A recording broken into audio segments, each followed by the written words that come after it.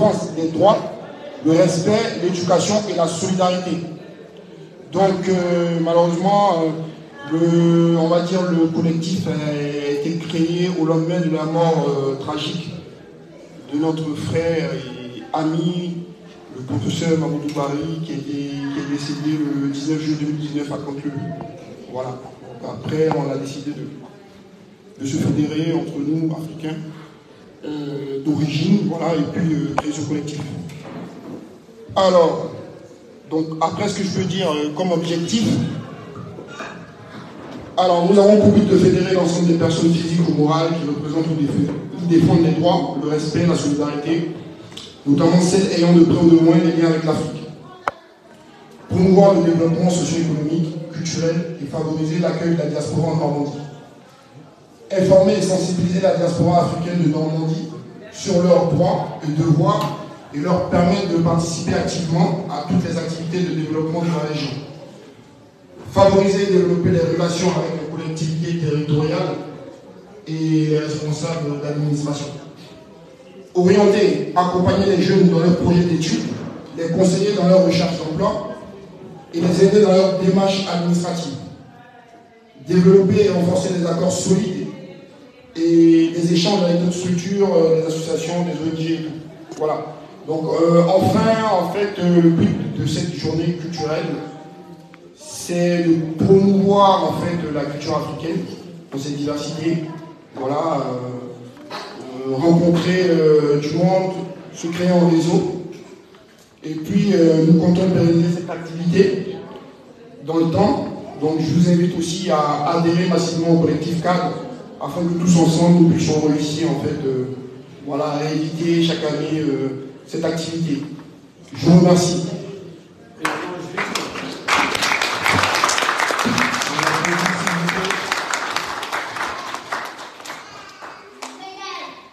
Il y a un petit message qui va être apparemment juste un instant.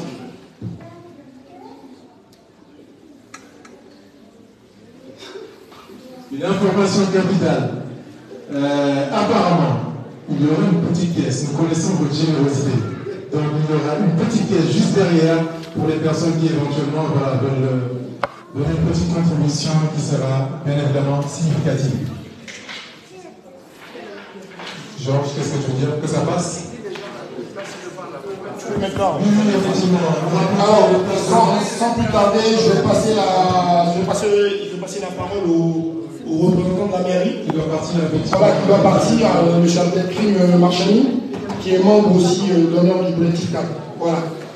Une ovation pour lui, s'il vous plaît, qui prend la parole. Merci.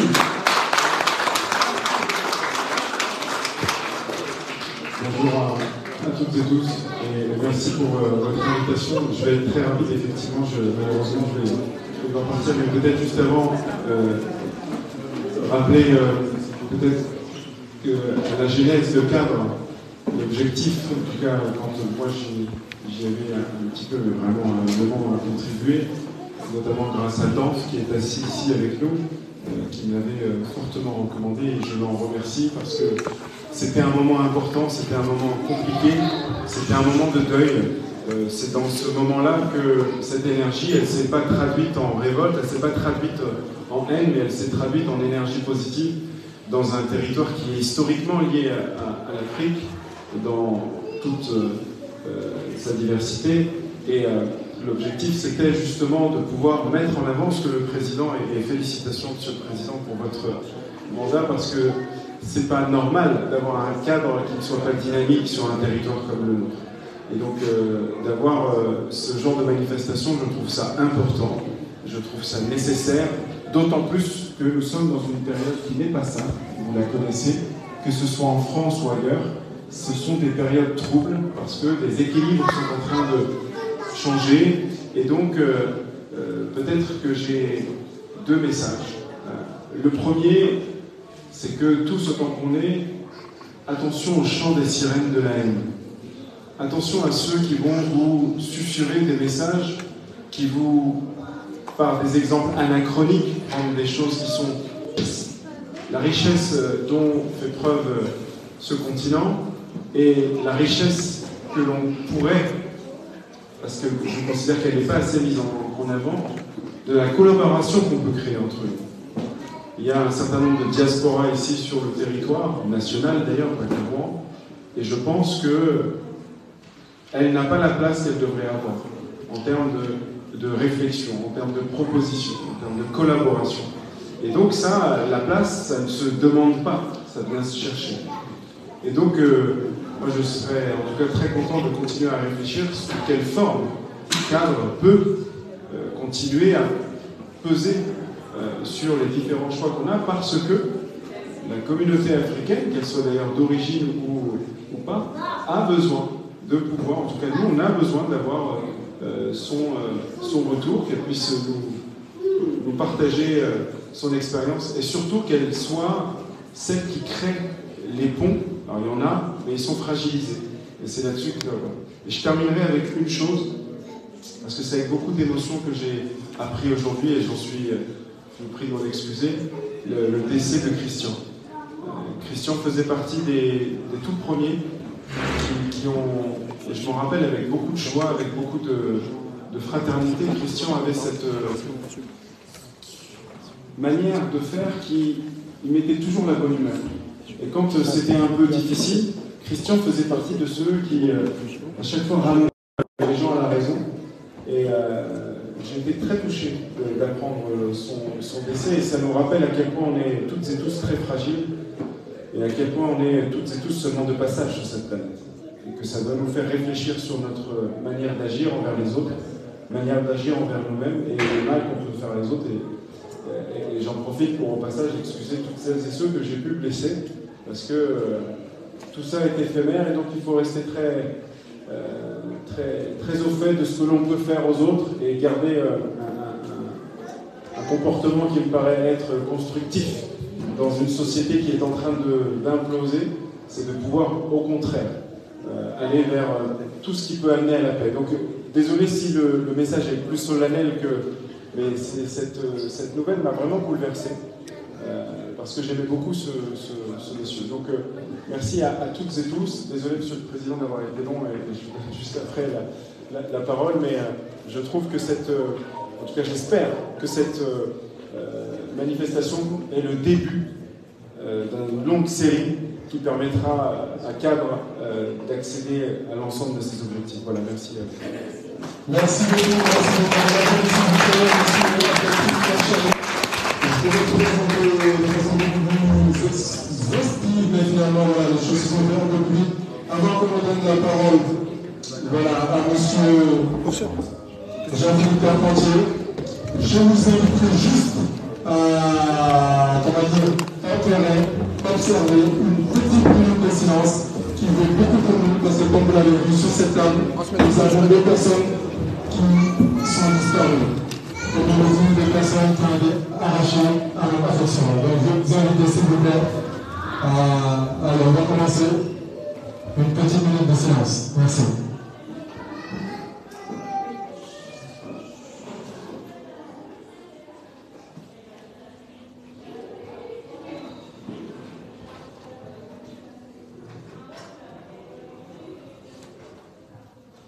Merci beaucoup. Commençons représentant. Merci beaucoup. Donc, nous allons passer je vais aller vers vous, monsieur Appel, à monsieur Jean-Philippe Carpentier, qui est le président du corpus consulaire de Normandie, consul de Luxembourg, avocat en droit des affaires avec une forte orientation internationale.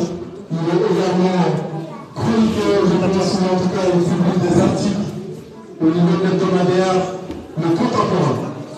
Vous avez 10 à 15 minutes, si cela peut vous convenir, pour nous parler justement des sujets qui sont les vôtres.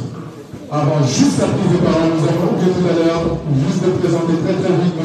Amadou Lampaga, qui fait partie d'un de nos doyens ici. Il est également l'un des membres fondateurs, nous donnerons la parole après. Et également la dame que vous voyez au fond de la table, Kouragan Diouf, exceptionnelle dans sa générosité sociale. Merci beaucoup. Docteur Neda Ozangay qui a rejoint la salle. Monsieur Carpentier, c'est à vous. Merci. Merci. Monsieur le Président, Mesdames, Messieurs, je vous remercie de m'accueillir aujourd'hui et j'interviens devant vous en qualité de président du corps consulaire. C'est avec beaucoup de plaisir que nous avons, il y a peu, accueilli l'association Cadre au sein du corps consulaire.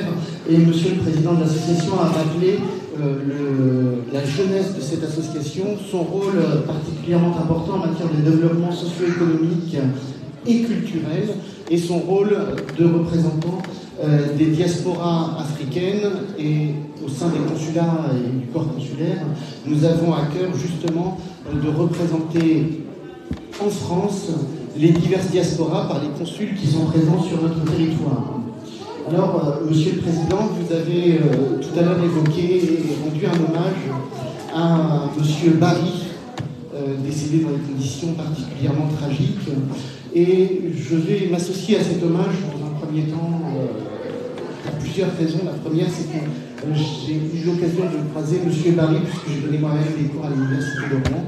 Et la deuxième raison, c'est pour m'appuyer sur son livre. Son livre dont le titre est « Politique fiscale et douanière en matière d'investissement étranger en Afrique francophone ». Même si, avec le titre de son livre « Tout n'est pas dit », M. Barry vient au cœur de ce qui va constituer une partie du rôle des consuls. Si je suis là, c'est en qualité de président du corps consulaire de Normandie, et pour vous rappeler d'abord que pour chacun des pays dont vous êtes issus, vous avez un consul honoraire ou de carrière qui est présent en Normandie et qui est là avec des fonctions qui sont importantes pour vous. Et s'il y a un message que je veux faire passer auprès de vous, c'est que chacun d'entre vous a intérêt à se rapprocher du consul du pays dont il est originaire. Car ce consul, il est là pour vous représenter, il est là aussi pour vous aider et faire l'interface entre vous et le pays qui vous accueille et dans lequel vous avez toute votre place. Et il est là aussi pour vous aider, notamment sur toutes les dimensions économiques et culturelles qui sont importantes et qui, dans la représentation diplomatique, sont bien souvent oubliées, alors même que c'est par votre dynamisme économique et par votre dynamisme culturel et votre engagement dans la société que finalement vous êtes les bienvenus ici, que vous êtes les bienvenus, que vous vous intégrez et que vous apportez des ponts. Et je reviendrai tout à l'heure à ce sujet. Et en tant que représentant du corps consulaire de Normandie, mon objectif est précisément de venir vous dire qu'il faut développer les consulats, et vous avez certains pays qui ne sont pas représentés et qui devraient être représentés en Normandie. Il faut également développer les relations culturelles et les relations économiques. Et je ne saurais que trop insister là-dessus, car de mon point de vue, lorsqu'on parle de diplomatie, et on n'est pas dans le politique, on est précisément dans autre chose que le politique, eh bien, la première chose qu'on essaye de promouvoir, et c'est ce que j'essaye de promouvoir au niveau du corps consulaire, c'est le dialogue. Car je pense que seul le dialogue, et donc la connaissance de l'autre, est un dialogue constructif, le dialogue centré vers un esprit de coopération. Car si nous venons tous de nations différentes, et je suis moi-même luxembourgeois et je suis consul de Luxembourg, si nous venons tous de nations différentes, nous avons aussi tous vocation à coopérer entre nous. Et seul le dialogue peut permettre de coopérer. Et cette coopération, elle a un troisième volet qui est celui du développement. Et je crois que si nous voulons nous développer à la fois individuellement, collectivement, tous ensemble, eh bien, il faut que nous arrivions à nous recentrer sur ce dialogue, sur cette coopération. Et pour en revenir à ce qui a été dit sur la présentation qui a été faite de moi au départ, eh bien, toutes les semaines, j'écris dans le Contemporain. Et c'est un journal dans lequel je développe un certain nombre d'idées, et notamment en lien avec le dialogue. Et je crois qu'une des dernières idées que j'ai développées, et c'est peut-être celle qui traduit le plus la fonction diplomatique, c'est qu'il faut recentrer cette fonction sur les personnes que l'on doit respecter, valoriser et intégrer dans la société. Et s'il est quelque chose que les diplomates sont là pour faire en étant à votre écoute, pour vous aider, c'est précisément cette écoute qui a vocation à permettre à chacun de trouver sa place. Et c'est dans ce contexte que nous, les consuls, on fera l'interface entre les personnes des pays que nous représentons, les collectivités dans lesquelles nous sommes installés, pour permettre le développement harmonieux, et c'est ça, centré sur les personnes, des communautés et des diasporas qu'il peut y avoir. Le corps consulaire, il est là précisément pour fédérer tous les consuls et pour faciliter. Et s'il y a une chose qu'il conviendrait de faire quand vous êtes avec vos diasporas respectives, c'est précisément de vous appuyer sur nous, les consuls, parce qu'on est ouvert, on est là pour vous aider, et on est là aussi pour faire du lien. Donc n'hésitez pas à venir nous voir, n'hésitez pas à venir voir vos propres consuls, et n'oubliez pas une chose, c'est que tous les pays n'ont pas nécessairement de représentation en Normandie. Néanmoins, à partir du moment où nous sommes structurés en corps consulaire, eh bien, nous sommes là, lorsqu'un pays n'a pas de représentation, aussi pour vous aider.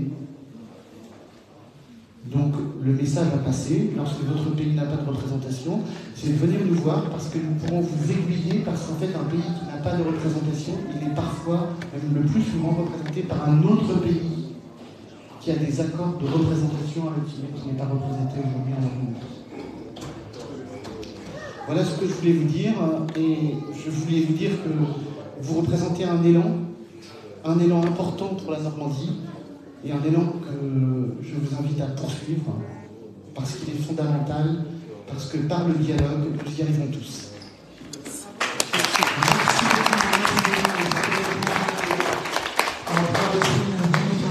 Jean-Philippe Carpentier, président du corps consulaire de Normandie. Merci à vous pour cette adresse tout simplement positive. Je vois les visages qui nous sont familiers. Bonjour mon cher Achille. Nous allons... Vous inquiétez pas. Monsieur le Président me met une petite pression que je sens bien. Non, ne vous inquiétez pas. Je voulais tout simplement laisser la parole à 3 personnes avant la conférence. Ça va être très rapide. Vous allez comprendre. Le premier, ça va être notre cher monsieur, le doyen, avec la casquette bleue, qui va... Merci. Moi, je prends le micro, plus ou moins. Monsieur, vous avez le choix. Vous êtes le doyen. Vous pouvez rester assis. Aussi élégant que vous êtes, ou sinon vous pouvez vous mettre des bons si vous voulez. Donc, c'est lui qui va nous parler, pour les personnes qui ne le connaissent pas, de ce monsieur, Amadou Barry, qui, en 2019, malheureusement, a perdu la vie suite à une agression. Et c'est sa perte, chose malheureuse, qui a quand même inspiré la création de cette association, dont M. Yassi est le président aujourd'hui. Donc, monsieur le cher doyen, j'avais le nom, je le retrouve très vite, je crois que c'est Elage Ansadoba. Je vais vous écouter encore 2 à 3 minutes. Merci. Merci. Je commence par saluer l'assistance et féliciter les organisateurs de cette rencontre parce que nous avons eu une première expérience en matière concernant la communauté africaine ici à Rouen, c'est avec le réseau africain d'intermédiation. Les doyens connaissent et parmi les difficultés qui ont fait que cette organisation n'a pas perduré, je vois que ce que vous organisez aujourd'hui, c'est-à-dire des événements concrets pour rendre visible le cadre, mais c'est ça qui a manqué, entre autres, au RAI, au réseau africain d'intermédiation. Et donc, je vous encourage beaucoup à persévérer dans cette direction, parce que c'est très important, comme monsieur le consul l'a dit, et comme vraiment c'est l'évidence, il faut quand même de temps en temps se faire voir, en fait, on va dire comme ça. Alors, ensuite, pour finir en même temps, le cadre a été créé, comme il a été rappelé, dans des circonstances vraiment pénibles. Bon, c'est la vie. Je dirais simplement que la veuve et l'enfant du docteur sont toujours là et, disons, ça se passe relativement bien. Et que donc, en gros, voilà ce qu'on peut dire, le cadre qui est né dans ces circonstances, que ça perdure et que ça continue de rassembler véritablement les Africains de notre coin. Et je crois que ça, c'est pour le bien de tout le monde. Je vous remercie. Merci beaucoup.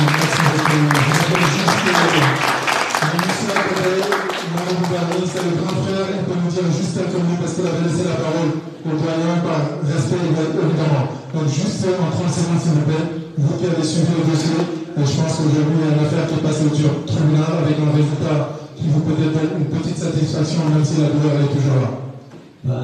En tout cas, avec l'accompagnement de collectifs cadres, collectifs JPM et puis les collectifs questions racisme, du coup, grâce à toutes ces personnes-là, effectivement, justice a été rendue. La famille Barry était satisfaite, on va dire oui et non, parce qu'on n'est pas satisfait de chacun de sa famille, mais au moins la justice a été faite pour l'ensemble des personnes qui le suivent. Mamoudou, c'était un de mon frère, un cousin, un grand frère, voilà, il est issu de Rouen aussi. Et voilà, c'est tout ce que je voulais vous dire. Merci à vous. Merci beaucoup, merci beaucoup.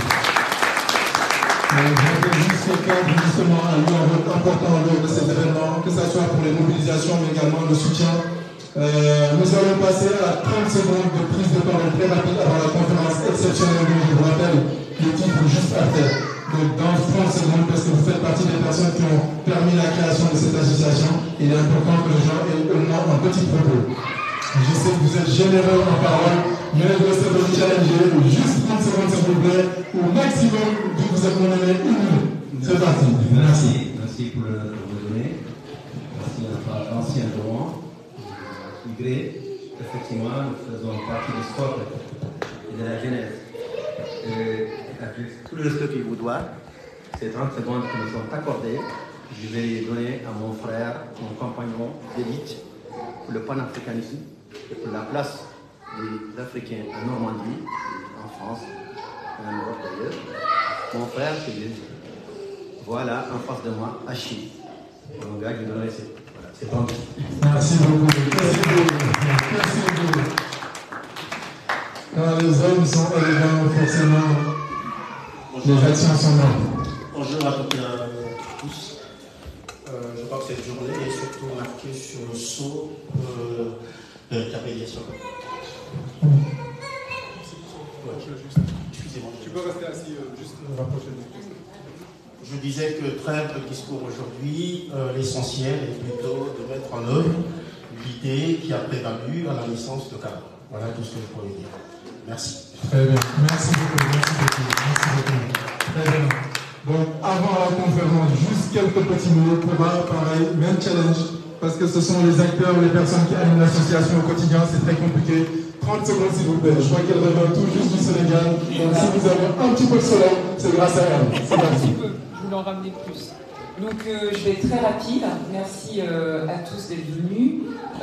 Moi je vais simplement pointer quelque chose de très important, c'est la diversité qui est autour de l'Assemblée aujourd'hui, qui nous représente, mais qui pourrait nous représenter encore plus davantage, parce que la Normandie cadre, c'est avant tout les diasporas africaines, c'est aussi les enfants qui sont nés ici, c'est aussi de la solidarité qu'on a au quotidien, parce qu'en fait, avant d'être cadre et d'être un collectif, on est tout simplement une famille. Là, on est 4 membres du comité assis autour de la table. Ça fait un peu plus que 30 secondes, je suis désolée. Mais vous pouvez vraiment applaudir l'ensemble du comité. Donc, on a le grand Achille, on a le grand Danf, on a Seydou Keita. Seydou, t'es où? Voilà, c'est ce qu'il a levé. On a aussi Samantini qui court un peu partout et c'est très bien. On a Nadia qui va aussi prendre la parole. On a notre frère Traoré, on a Paterne, on a Amara, voilà, qui est toujours là. Donc c'est pour vous dire que pour préparer cet événement, tout un chacun, on a mis vraiment d'abord tout notre cœur, avant de mettre notre professionnalisme, on a vraiment mis notre cœur, de façon à ce que la diaspora africaine sur les territoires soit visible, qu'on puisse construire ensemble, parce que là c'est notre premier événement, mais le plus c'est que tous nos événements grandissent, et ces événements-là ne peuvent grandir qu'avec vous, avec votre soutien. On est tous ici les enfants de quelqu'un, on a tous des doyens qui nous ont accompagnés, notre doyen l'a bien rappelé, c'est grâce à notre solidarité qu'on est assis aujourd'hui. C'est vrai que c'est un événement tragique qui nous a réunis, mais ça nous a permis vraiment d'agrandir notre famille. On a aussi le réseau estudiantin, voilà, on a des étudiants sénégalais, je crois, qui qui sont présents aujourd'hui, qu'on accompagne, qui nous accompagnent aussi, qui nous soutiennent. Et en fait, c'est ensemble qu'on va pouvoir grandir. Je voulais aussi féliciter quand même une association. Voilà, une nouvelle association, une nouvelle diaspora, une nouvelle nationalité parmi la richesse africaine. C'est l'association des Soudanais. Voilà, les Soudanais, alors, voilà, pas être nous, parce que là, j'ai vraiment dépassé, mais quand même, la population soudanaise, ce sont des personnes qui sont réfugiées, c'est des personnes qui sont arrivées il y a environ 6 ans en France, qui étaient dans la rue, voilà, mais qui se sont toujours donné la main, qui se sont toujours accompagnés, qui quand même aujourd'hui, avec le soutien de part et d'autre, a créé son association. Donc nous, on vit à notre association. Moi, je suis aussi là avec l'association des migrants, l'association PAM. Donc ils ne sont pas nombreux aujourd'hui, je pense qu'ils sont encore en train de dormir. Mais en tout cas, on a l'AMIN qui est là. Mais c'est pour vous dire qu'à Rouen, on est solidaires en fait. Avec CAB, on donne des colis alimentaires. Pendant le Covid, on a fait beaucoup d'actions. On sait se donner la main, on est ensemble, on est une famille. Et il faut que ça continue en fait. Parce que le climat aujourd'hui actuel n'est pas beau. Voilà, mais si on veut qu'on nous respecte, et je pense que tu pourras me clôturer comme ça, voilà, c'est qu'il faut qu'on soit vraiment dans l'unité. Donc l'unité, c'est venir aux événements, c'est participer, c'est regarder la personne qui galère dehors et ne pas faire comme si on ne la connaissait pas, c'est s'intéresser aux étudiants qui sont sur le territoire, c'est vraiment se donner la force parce que vraiment avec Cadre, c'est ce qu'on fait au quotidien. Donc merci au collectif, merci à toi aussi Paul d'être toujours présent parmi nous et de nous donner la force. Longue vie à Cadre, longue vie à vous. Merci beaucoup.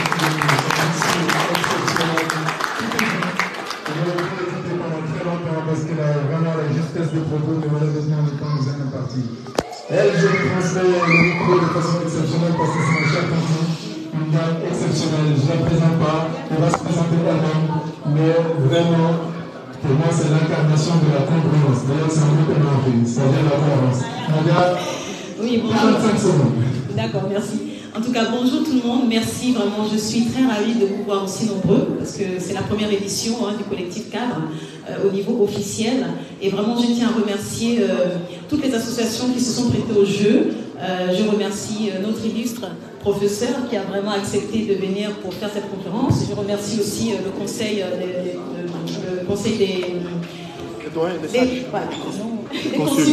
consuls honoraires. Franchement, c'est un challenge qu'on s'est donné et je suis vraiment satisfaite parce que même s'il n'y a pas de perfection, mais on a fait de notre mieux. Et encore merci, et comme disaient mes prédécesseurs, ce n'est que le début d'une longue marche vers la liberté, vers la solidarité. Voilà. Vers tout, vers l'amour de l'humain. Parce que la plus grande force, c'est la force humaine. On peut avoir autant d'argent, on peut avoir, mais quand on n'est pas soudé, lorsqu'il n'y a pas ce lien solidaire humain qu'on veut détruire par tous les moyens, on ne peut pas avancer du tout. Donc soyons solidaires de nous tous, de tous les problèmes que les autres peuvent avoir. Moi, j'ai créé aujourd'hui une association de thérapie solidaire qui permet aujourd'hui à tout le monde de pouvoir avoir accès à une oreille professionnelle. Donc l'association s'appelle Psyconnect, c'est à Biorel. Donc on est ouvert depuis 2 ans, enfin, on a créé depuis 2 ans, mais on a commencé vraiment à exercer depuis juillet 2023. Donc vraiment, aujourd'hui j'en parle, on a commencé à faire des communications extérieures et ça emballe tout le monde. Donc n'hésitez pas, il y a des prospectus juste à l'entrée et puis voilà. Donc tout le monde a droit au moins à une séance de psy. Voilà. Merci beaucoup à tout le monde. Merci beaucoup, ma chère Nadia. D'ailleurs, les étudiants ont souvent ces problématiques parce qu'on pense que quand ils quittent l'Afrique, ils viennent, tout est rose, mais elles ont besoin de discuter, d'échanger avec des professionnels et je pense que Nadia fait un excellent travail à ce niveau. Donc, une promesse étant une telle, nous avons concocté une conférence exceptionnelle. Le titre, ce sera Le panafricanisme et l'éveil des consciences des peuples d'Afrique. Être parmi un peuple, ce n'est pas forcément être lié à un pays. Je pense qu'ici, vous le voyez, il y a des étudiants qui sont venus, ils ont trouvé l'amour et finalement ils sont restés. D'autres sont venus pour d'autres activités, mais finalement ils sont restés. L'Afrique, c'est tout simplement l'espoir de l'humanité. Et je pense que tous les businessmen vous le diront. Donc, ce qu'on va faire, pour donner la force à ce monsieur qu'on voit sur les réseaux, qu'on voit partout, qui, quand il n'a rien à faire, il nous écrit un livre. Parce que les livres, il en a produit. Combattant, amoureux de l'Afrique, comme Kwame Nkrumah disait, je veux savoir si aujourd'hui, dans cette salle, il y a des panafricains. Qu'est-ce que Kwame Nkrumah disait? Africa must unite. Presque, mais c'est pas ça. On va essayer une deuxième fois. Apparemment, il y a une personne qui connaît la citation. Je pense que c'est la citation, oui. L'Afrique. Parce que je suis né en Afrique, mais je suis africain parce que l'Afrique est née en moi. On les félicite, s'il vous plaît. Ça me rassure, ça me rassure. Donc, messieurs, dames, nous allons faire la présentation de ce monsieur exceptionnel. Donc, c'est parti. Mais avant ça, une petite musique panafricaine que vous connaissez tous va nous permettre d'apporter toute l'énergie, la chaleur, la candeur dont il a besoin pour pouvoir nous entretenir, comme un certain cher Dieu le faisait par le passé. Monsieur, dame, je pense qu'il est temps de se décoller les chaises, de se lever, s'il vous plaît. Allez, allez, on va chanter pour l'équipe. Encore une fois, merci beaucoup à monsieur le président Al-Jazi qui a une plage. Mais connaissance à qualité, il pourra nous mener à bonne destination. C'est parti. Musique, s'il vous plaît, plus faites ça. La France a besoin de vous. J'en profite pour remercier mon cher frère, c'est vous, tous les gens derrière, les hommes, l'équipe qui a un travail exceptionnel. Merci aux artistes là-bas. Merci à tout le monde de la fait le déplacement. Ces journées sont importantes. Merci à Lara. Merci à tout le monde. Et là, je vais commencer officiellement la présentation. Il s'appelle Franklin Dempsey, Léon Cameron, docteur en philosophie, l'université de Lille. On s'engage depuis 1993 en Afrique, mais pas que en France également. Amoureux de la Côte d'Ivoire, pays qu'il porte dans son cœur, panafricain convaincu. Il a écrit plusieurs livres. Je veux juste en citer quelques-uns. Le reste, bien évidemment, vous pourrez le trouver dans Internet ou chez Tonton Google, comme on dit. C'est parti. Premier livre. Dire adieu pour demain. Horizon d'une humanité révoltée. 2012. Deuxième. Critique de la tragédie comme la rumeuse. Février 2014. Troisième. Démocratie. Non, pardon. Là, je pense que j'ai mal écrit. Il va m'aider. C'est quoi le titre? Démocratie versus populisme, c'est ça? Versus populisme. Voilà. Démocratie versus populisme. Le Burkina Faso en danger. Avril 2017. Il ne s'est pas arrêté là. Encore des cours. C'est parti. Pour le quatrième. Je me perds moi-même. Phénoménal Guillaume Soro. L'incarnation ivoirienne d'une génération africaine. Janvier 2018. Ensuite, nous allons avoir un autre. Réflexion pour une politique de civilisation africaine et contemporaine. Janvier 2018. Oh là là. Je continue pour le dernier. 3 nouvelles de la traversée du monde. Mars 2018. C'est toujours vous, monsieur Dempsey. Et là, René Maran, précurseur des écrivains franco-africains persécutés. 2023, en juin, c'est tout récent. Monsieur, dames, merci d'avoir fait cet effort. On va l'applaudir, s'il vous plaît. Et nous allons laisser nous applaudir pour cette conférence que je rappelle les femmes, le panafricanisme et les peuples, le réveil de conscience des peuples d'Afrique. Merci à vous, c'est à vous, cher Franklin. Merci.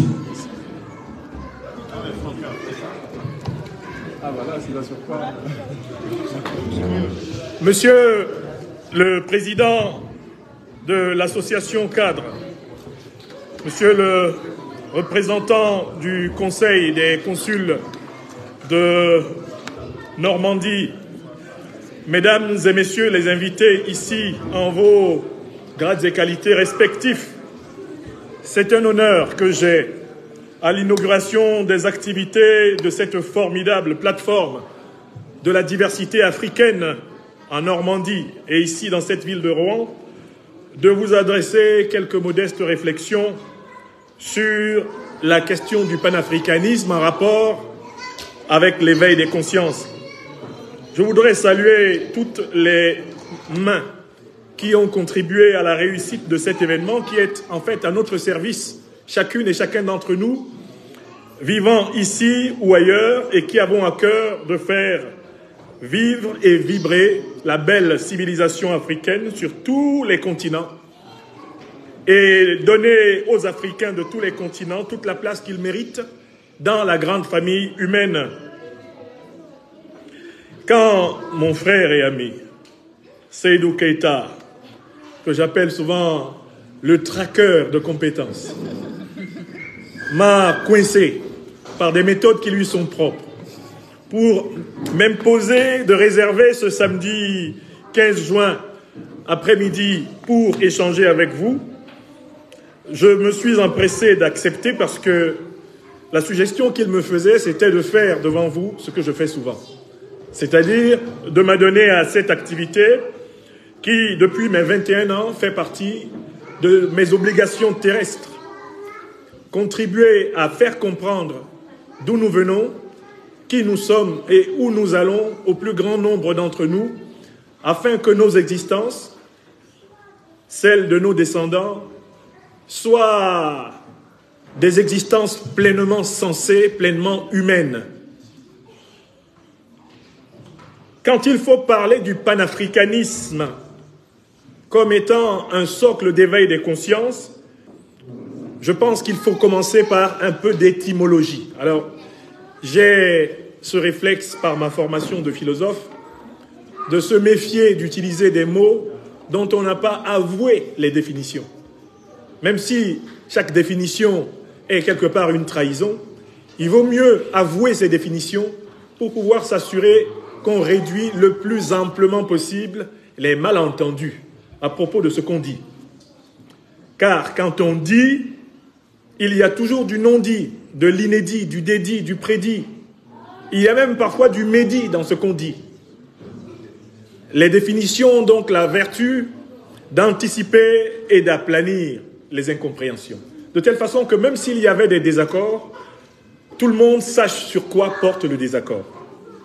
Qu'est-ce que le panafricanisme? C'est un mot, en fait, qui est composé de deux mots à l'origine.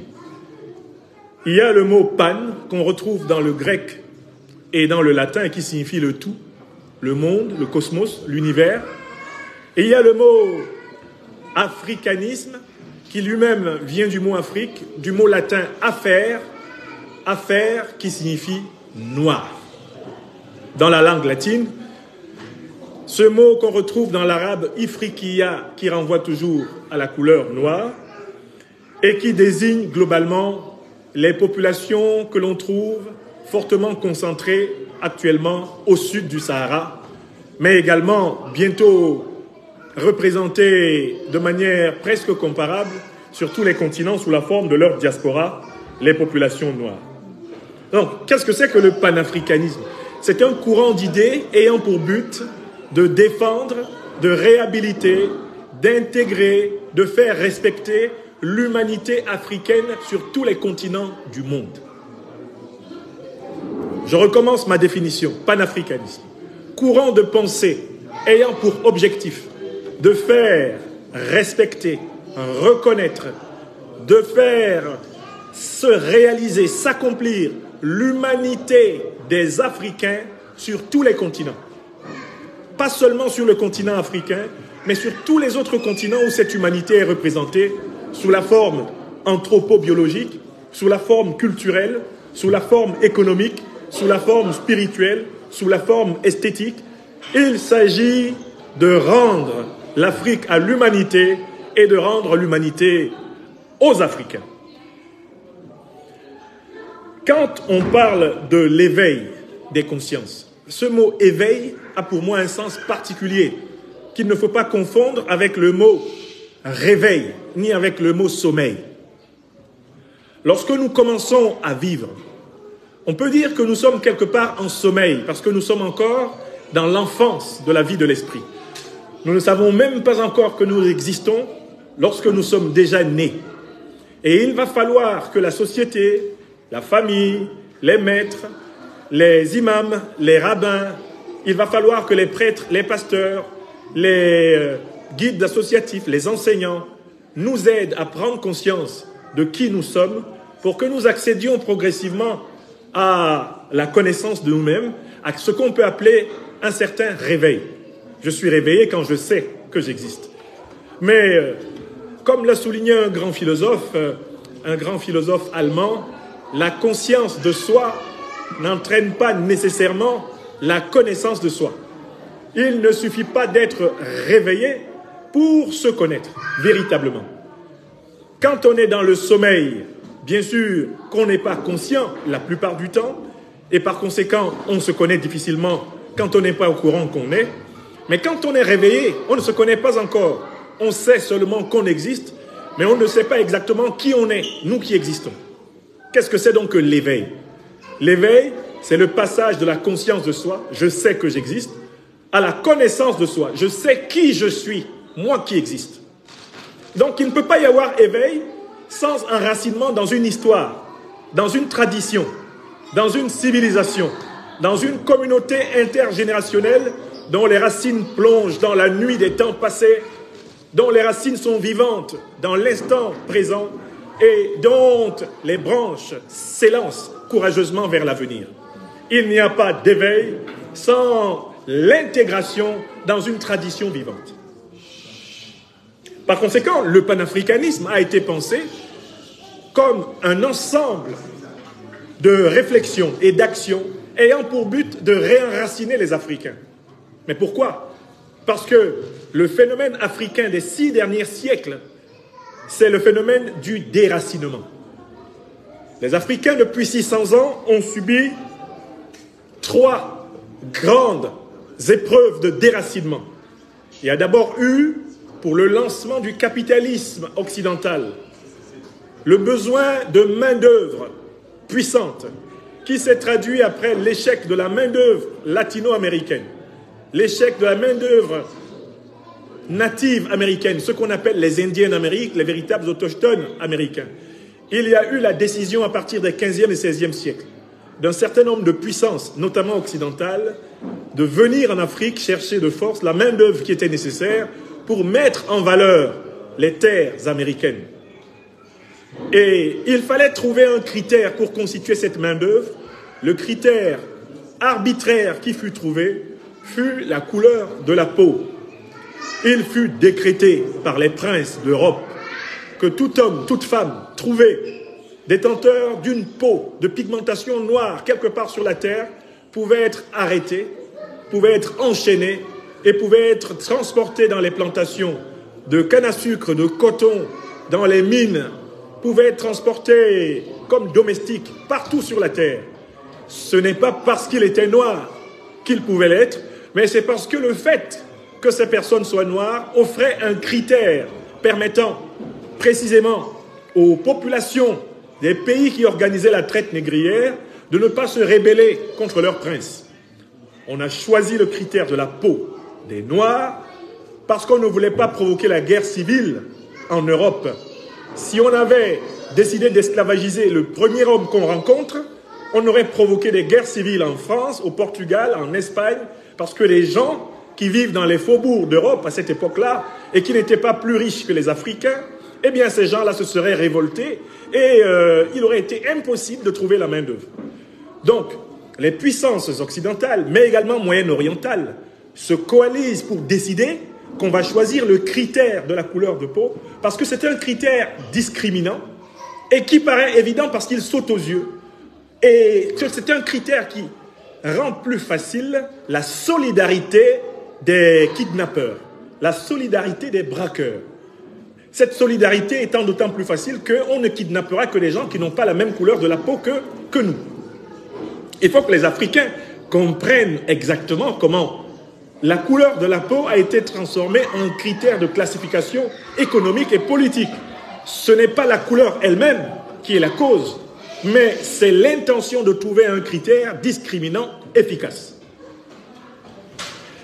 Il y a eu, après cet épisode, qu'on évalue à 100 à 200 millions de vies humaines africaines sacrifiées sur pratiquement 4 siècles, la volonté maintenant de venir exploiter les Africains en Afrique. C'est ce qu'on a appelé la colonisation. La colonisation, c'est la traite négrière pratiquée sur les Africains en Afrique, avec des déportations, des exterminations, des crimes qu'on appellerait aujourd'hui donc crimes contre l'humanité et crimes de guerre, qui, à l'instant où je vous parle, ne sont toujours pas réparés. C'est la deuxième grande période. Il y a une troisième grande période qui commence lorsque les Africains s'unissent dans des partis politiques, dans des mouvements de libération, trouvent des alliances dans le monde au sens large, c'est-à-dire en Asie, en Europe et en Amérique latine, même parfois en Amérique du Nord, pour construire des luttes et se libérer du joug colonial.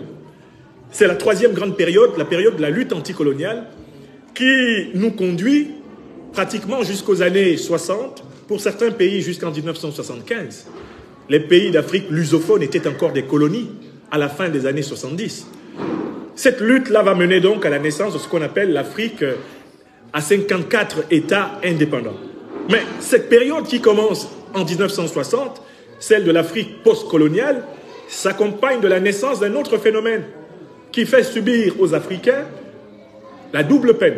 D'une part, en réalité, la réorganisation des puissances coloniales sous la forme du néocolonialisme, c'est-à-dire le contrôle militaire, le contrôle monétaire, le contrôle culturel, le contrôle territorial à travers les politiques d'immigration qui ciblent les Africains. De l'autre côté, on va imposer un peu partout en Afrique une direction des pays africains qui ne soit pas l'émanation du choix des peuples africains. Ainsi, l'Afrique des dictatures va prospérer sous le parapluie des anciennes puissances coloniales devenues puissances néocoloniales. Alors, qu'est-ce que c'est que le panafricanisme au regard de cette histoire? Mais le panafricanisme, c'est l'ensemble des opérations par lesquelles des Africains ont essayé de lutter et parfois réussi à vaincre contre le racisme négrier. C'est l'ensemble des opérations par lesquelles des Africains ont essayé et ont parfois remporté des victoires, comme celle qui a permis la fondation de la République de Haïti.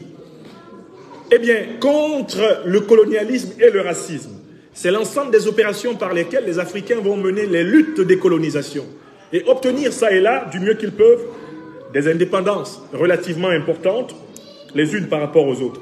C'est l'ensemble des opérations par lesquelles les Africains aujourd'hui se réorganisent pour devenir les souverains de leur continent. Opérations qui ont donné naissance, entre autres, en dernière date, à la naissance de l'Alliance des États du Sahel, dont la trilogie est connue. Le droit souverain des Africains de décider eux-mêmes de leurs affaires, le droit souverain des Africains de choisir eux-mêmes leurs partenaires à travers le monde, le droit souverain des Africains de défendre crânement, partout dans le monde, leurs intérêts vitaux. C'est cette trilogie qui est au cœur de l'Alliance des États du Sahel, qui est l'héritière vivante sur le plan politique continental de la doctrine panafricaniste que je suis en train de vous décrire. Maintenant, on ne peut pas parler de panafricanisme sans évoquer les questions proprement idéologiques. Qu'est-ce que c'est que l'idéologie? Une idéologie, c'est une conception qui est élaborée par un groupe pour défendre ses intérêts contre d'autres groupes concurrents.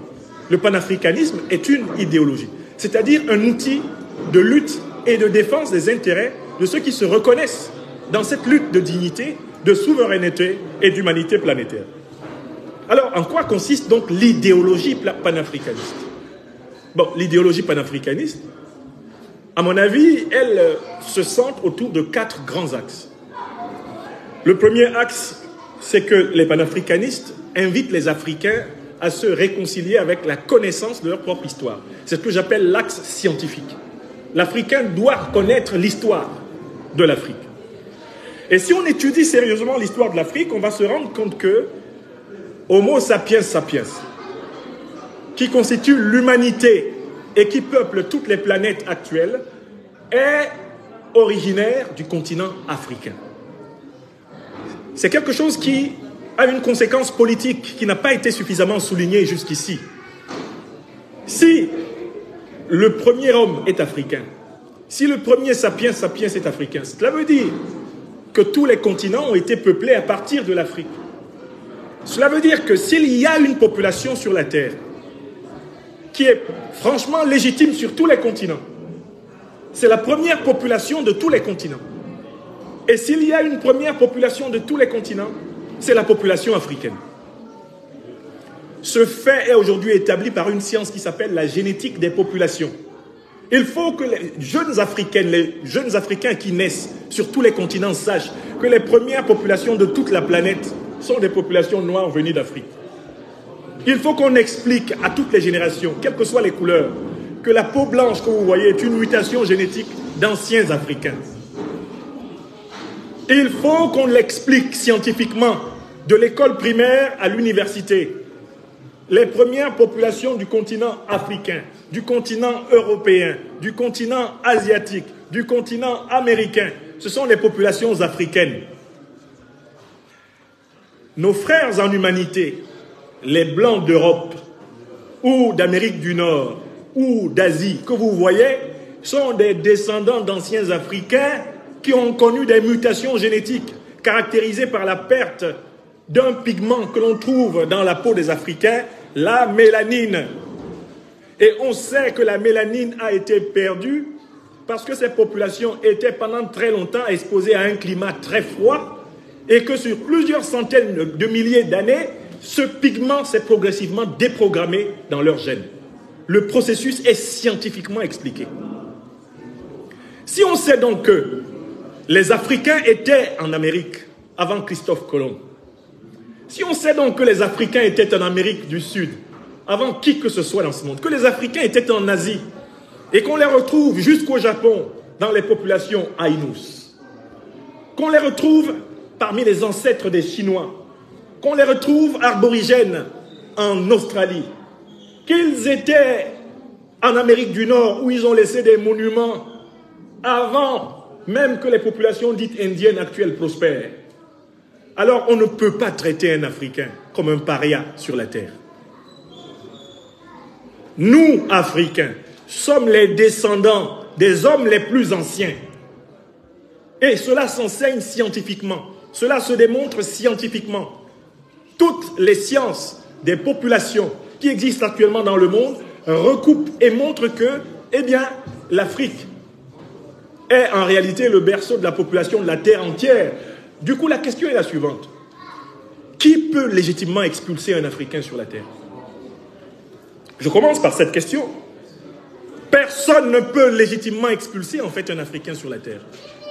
Ça pose ensuite la question suivante. Idéologiquement, comment légitimer la revendication souverainiste des Africains? Puisque si toute l'humanité est anciennement africaine, est-ce que les Blancs d'Europe, est-ce que les jaunes, est-ce que les métis d'Asie, d'Amérique du Nord et d'Amérique du Sud ne pourraient pas revendiquer l'Afrique justement comme étant la terre de leurs ancêtres et légitimer par là leur volonté d'hégémonie au XXIe siècle, au XXe siècle que nous la voyons encore? C'est un problème théorique important. La réponse est très simple. Dans la tradition africaine, la terre n'appartient pas aux hommes.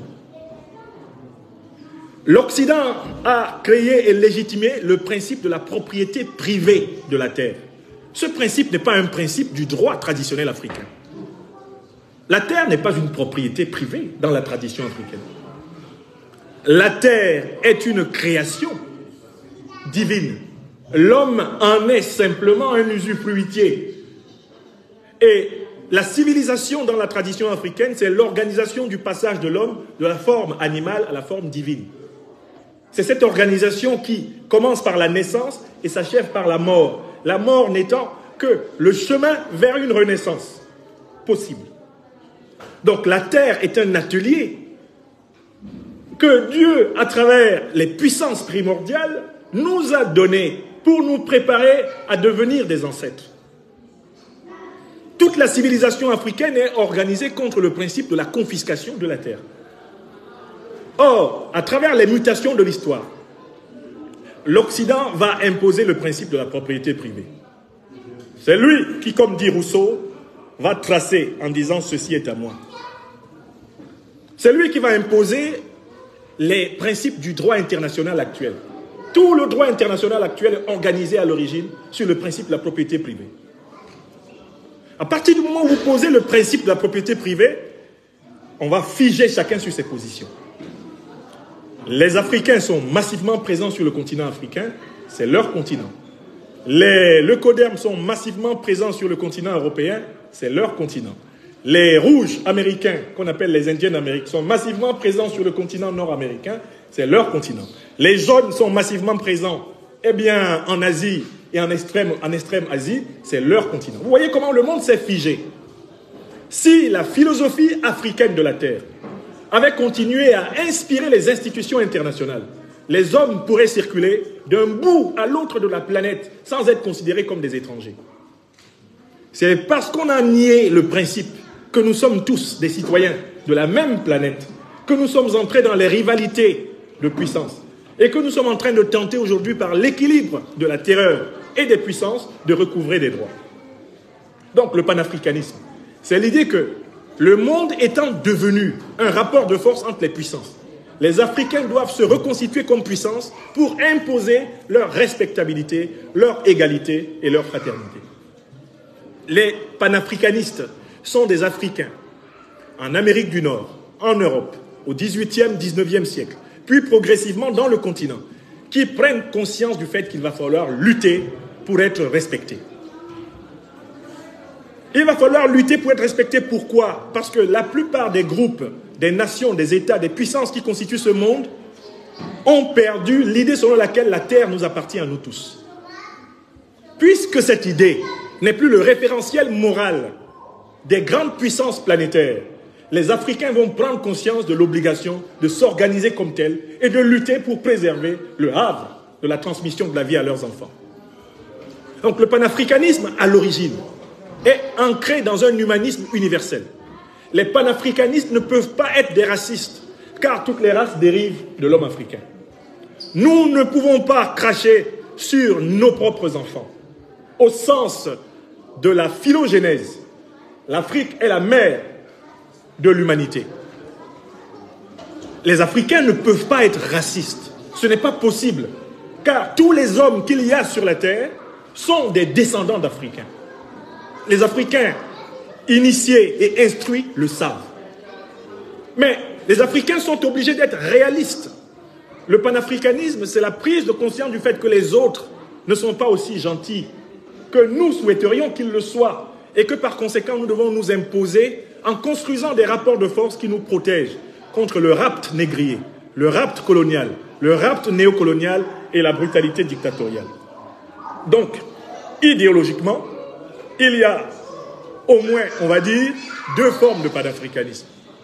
Il y a un panafricanisme qui part du principe que la situation peut évoluer par des arrangements progressifs et des négociations avec les puissances de ce monde. Ça a inspiré le courant des grands collaborateurs et même des collaborationnistes avec les puissances du bloc occidental et oriental. Et cela va constituer le point de division de l'unité africaine.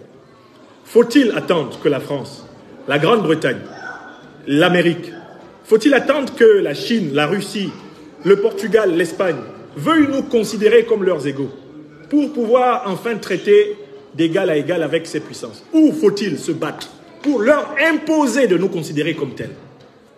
La première école, celle qui dit nous devons négocier, nous devons échanger, nous devons discuter, nous devons patienter, nous devons évoluer progressivement sous l'ombre de ces puissances, c'est l'école collaborationniste. Et elle est en réalité une école de continuité du néocolonialisme, du colonialisme et du racisme que nous avons souligné. La deuxième école, c'est l'école de la dignité radicale, l'école révolutionnaire. Le panafricanisme révolutionnaire pose que les Africains, partout où ils sont dans le monde, doivent s'organiser en association, en parti, en mouvement, en entreprise, en groupement culturel, en lobbying, pour produire la souveraineté du continent africain et arracher partout où les Africains sont piétinés leurs droits, leur respectabilité devant les puissances. J'appartiens pour ma part à cette deuxième tradition, la tradition du panafricanisme révolutionnaire, celle qui a été soulignée ici à travers les figures justement du docteur Francis Kofi Kwame Nkrumah, de Patrice Lumumba, de Thomas Sankara, de Barthélemy Boganda, de Ruben Oumniobé, dans la même lancée de Ahmed Sékou Touré, celui qui dit non justement à la suggestion, à la soumission de la Guinée, la tradition de Modibo Keïta, la tradition de Mamadou Dia, la tradition incarnée par Haïlé Sélassié, la tradition incarnée par tous les résistants de notre continent. Maintenant, en conclusion de ce mot d'introduction qui a pour but vraiment de provoquer le débat, quels sont les défis contemporains du panafricanisme? Quels sont nos défis? Alors, le premier défi, c'est de construire des organisations de défense sur le continent africain. Nous savons très bien que toute la barbarie négrière, coloniale et néocoloniale a été possible contre nous parce que les assaillants, j'entends par là les puissances négrières coloniales et néocoloniales, ont trouvé l'Afrique en situation de régression sur le plan de la technologie de sécurité et de défense.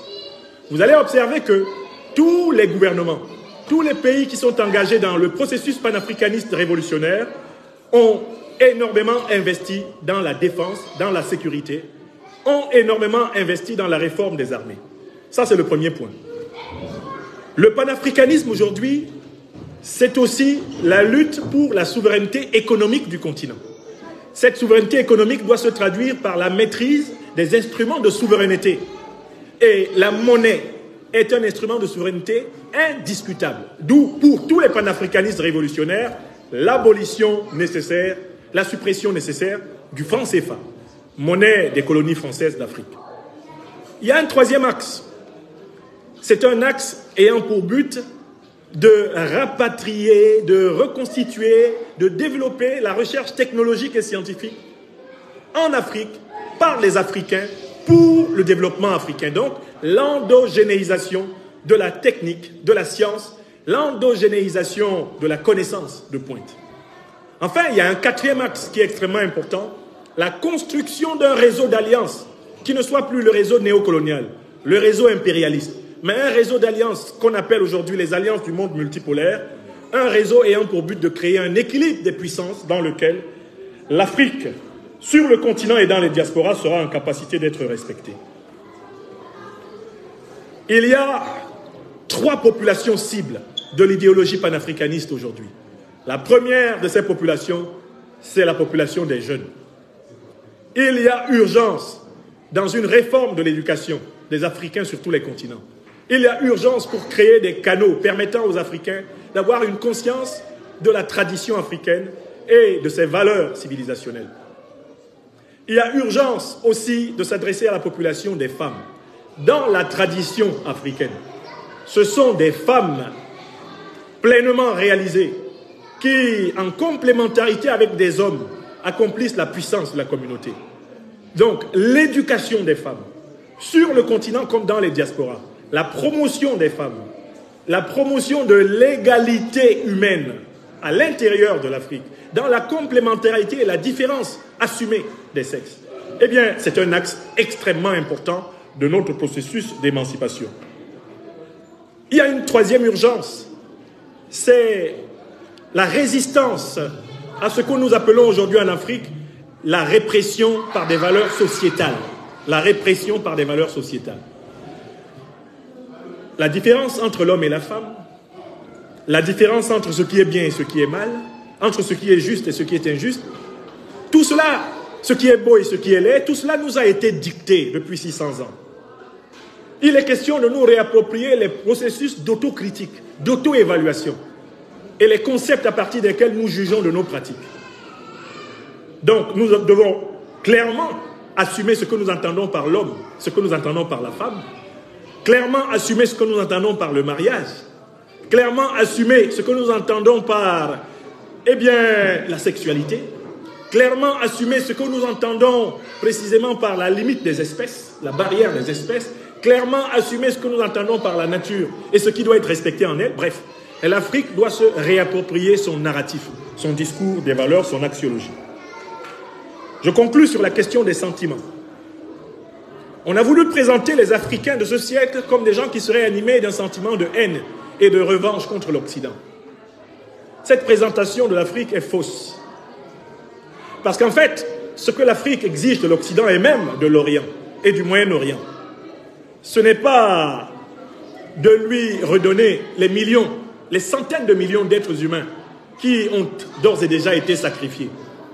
Mais c'est de reconnaître ses fautes et de réparer ses crimes. C'est-à-dire, la demande africaine actuelle n'est pas une demande d'amour, d'affection, c'est une demande de justice et de vérité. Il ne faut pas que les Africains acceptent que l'on définisse la lutte pour la souveraineté du continent, la souveraineté des Africains des diasporas, qu'on l'enferme dans une quelconque notion de sentiment anti-français, sentiment anti-occidental. Ce n'est pas du sentiment. Il s'agit de revendications de justice, d'exigences de réparation, de rééquilibrage des rapports de force de telle façon que, ici comme ailleurs, l'Africain soit reconnu comme un terrien au même titre que tous les autres. Mes chers amis, voilà en vrac, dans un certain ordre, les idées que je voulais soumettre à la réflexion de chacune et de chacun sur ce que c'est que le panafricanisme. Je vous remercie.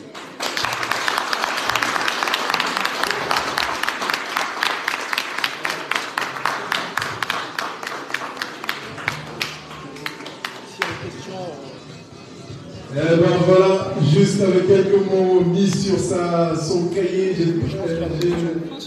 je vilipende un petit peu la stratégie, mais vous comprenez tout simplement en 25 minutes comment une personne peut vous entretenir sur des sujets aussi pointus. Monsieur Dame, nous allons refaire une deuxième fois une standing ovation, comme on le dit. On va tous se lever, s'il vous plaît, à la première partie de l'année. Allez, on se lève, s'il vous plaît, c'est ça. Nous devons votre également. On va s'associer, nous tous, pour nous remercier pour nous féliciter. Merci beaucoup, professeur Frédéric, merci. Esprit vif, panafricain convaincu. Le propos, en aucun cas, il est aimé, il est tout simplement en train de demander justice. Merci beaucoup, merci, vous pouvez vous asseoir. Bien évidemment, une fois que vous avez écouté pendant 25 minutes, vous avez sans doute, je dirais même forcément des questions sur la définition du panafricanisme, sur les luttes qui ont permis à Haïti d'être la première nation peut-être, l'impact des Africains ici en Europe, les figures emblématiques pour les personnes qui sont dans cette quête de connaissances historiques, comment il faut travailler pour pouvoir faire comme Marcus Garvey l'a fait, en pouvant avoir une association de presque 6 millions d'Africains. Donc, sans plus tarder, nous allons commencer la phase des questions-réponses. Je vois les visages qui me sont familiers. Je dis bonjour, je lève la main, les grands qui sont derrière. Merci beaucoup à vous d'être là. Monsieur le Président, est-ce que vous avez une question? Est-ce que vous avez des questions? Très bien, une main s'est levée. Monsieur le Président, pour l'instant, très bien. Il est très galant. Pour l'instant, il vous... Très bien. Une deuxième main s'est levée. Ah, une troisième, une quatrième. Il n'y a toujours pas une main d'une femme. Pourquoi? Mesdames, ah très bien, vous dites souvent que vous voulez qu'on vous donne la place qui est la vôtre, c'est le moment de la prendre. Donc on va commencer peut-être par 3 questions, monsieur Nianti, si vous voulez bien, et ensuite on prendra une autre série de questions. Je vais commencer par la première personne qui a levé la main. Merci de vous lever, de vous présenter, de poser la question, et bien évidemment avec de la synthèse s'il vous plaît. Merci, je vais essayer d'être bref. Tout d'abord, je voudrais remercier les organisateurs de l'événement, et en particulier Seydou Keïta, grâce à qui je suis là. Je m'appelle Balogodé Dosso, je suis secrétaire général de la Ligue panafricaine Moja France, donc je viens de Paris. Donc merci encore d'avoir organisé cet événement, et merci professeur pour cette édification. En effet, la question panafricaniste reste urgente et on ne saurait la traiter en si peu de temps, mais bravo à vous d'avoir synthétisé tout ça.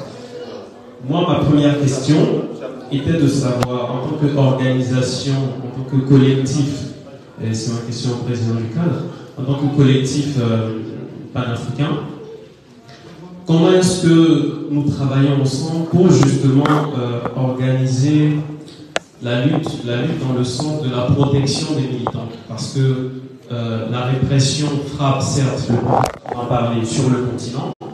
Si certains militants sont étiquetés, certains militants perdent leur travail, dans mon organisation c'est le cas, simplement parce qu'ils prennent des positions ou soutiennent des acteurs panafricanistes. Donc ça c'était ma première question.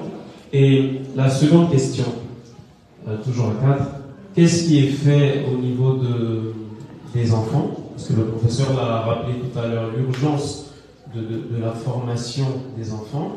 Et c'est aussi l'occasion de vous proposer quelque chose que nous on fait du côté de Paris, qui est la journée des enfants africains afrodescendants, pour justement accompagner les familles, accompagner les enfants à la réappropriation du savoir africain de l'idéologie panafricaniste à travers nos jeux, nos arts, nos sciences. Donc je vous remercie pour ce point. Merci. Merci beaucoup pour ces deux questions qui sont si pertinentes. La deuxième main qui s'était levée, je crois que c'est mon ami Paterne. Merci de te lever également. Tu te présentes et que tu poses ta question, s'il te plaît. Merci. Non, on prend toutes. Oui. Bonjour à tous et merci au professeur Franklin Yamsi pour l'édification qu'il vient de nous faire.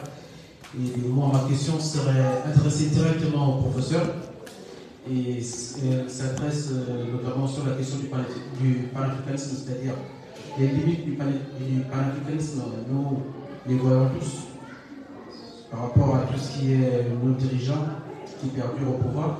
Ma question est de savoir quelle est la stratégie adoptée pour éviter ces genres d'histoires que nous voyons chez nous et quelles seraient véritablement les solutions pour que la question africaniste soit une réelle portée pour nous tous. Merci. Merci beaucoup, Paterne, pour cette question. Je vais prendre la troisième. Il y a une personne qui avait levé la main. J'arrive, Georges, j'arrive. Je pense que vous avez levé la main. Très bien. Pareil. Même exercice. Très bien. Bonjour à tous. Ma question va être un peu politique, vu que j'ai l'honneur d'être en face du grand professeur Dr. Franklin Yamsi aujourd'hui. Le panafricanisme, comme il a tout dit, tout est vrai dans ce qu'il a dit, seulement je trouve qu'on doit se servir de leurs exemples et de leur influence notoire sur le continent pour unir les Africains. Parce que tout ce qu'on a dit aujourd'hui ici, c'est l'union, c'est dans l'union que les Africains peuvent réussir à s'imposer dans le monde. Et je pense qu'aujourd'hui, les dernières actualités sur le continent africain, on l'a tous entendu, on l'a tous vu. Moi, je suis d'origine béninoise, donc ça va parler un peu au professeur Fontaine. Il y a ce qui se passe aujourd'hui entre ce qui a commencé par la communauté CEDEAO, qui a créé les sanctions contre les différents États de l'Alliance des États de l'Afrique du Sahel, a généré des conséquences très importantes entre le Niger et le Bénin. Dans le fond, l'Alliance des États du Sahel, je suis partisan sur tous les plans. C'est pour une conquête, c'est pour une souveraineté totale que ces trois États, ces grands États de l'Afrique se sont unis pour demander autre chose à la CEDEAO. Et je pense que ces trois États doivent se servir justement de leur force aujourd'hui pour imposer des sanctions pour qu'on puisse rester tous toujours dans cette unité qu'est la CEDEAO. Parce que moi je suis d'origine béninoise, je n'appartiens pas au Sahel, mais je suis profondément africain. Je suis de l'Afrique de l'Ouest, donc j'aimerais demander simplement au professeur Fontaine aussi de se servir de leur influence et de leur culture assez pointue sur le continent pour demander à nos frères du Sahel de tout faire pour que l'unité reprenne et pour que la CEDEAO soit refondée de l'intérieur. Voilà, merci. Merci beaucoup. Donc nous avons 4 questions pour cette série. Nous allons refaire d'autres séries, ça sera beaucoup plus simple pour lui. On prend quand même les 3 et ensuite on le laissera répondre. Ça sera mieux, je pense. Monsieur, je reviens vers vous pour la deuxième série de questions. Très bien, merci. Très bien. Je pense que vous avez... Oui, voilà. Alors, je crois que la première question était plutôt adressée au président du cadre, à savoir... Ah, c'était la deuxième. La question, c'était de savoir ce que vous faites pour les enfants. Si vous voulez en parler, ensuite, je pourrais ajouter quelque chose. Allez. Alors, bon, en fait, le collectif cadre, comme je l'ai dit tantôt, c'est un collectif qui, en fait, si vous voulez...